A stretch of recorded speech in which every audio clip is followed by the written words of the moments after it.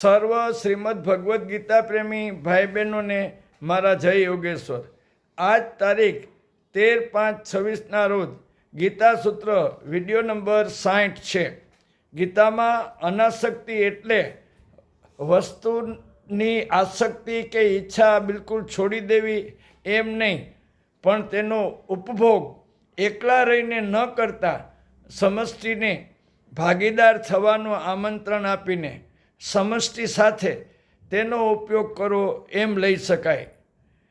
સંઘનો સાદો અર્થ ચોંટવું અને અસંગનો સાદો અર્થ છે ન ચોંટવું કે ઉખડવું એવો થાય।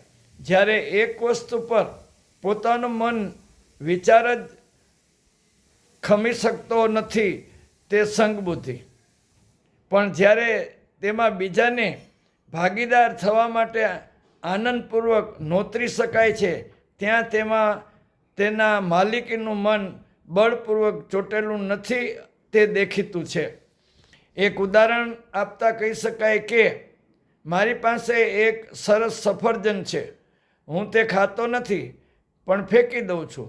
મારા ભાગીદાર પાસે પણ એક સફરજન છે, તે સરસ છે પણ તે ફેંકી દેતો નથી, તેની ચીરીઓ કરી પોતાના બધા મિત્રો સાથે ખાય છે, બીજાને એક એક ચીર આપે છે અને પોતે પણ એક ચીર ખાય છે।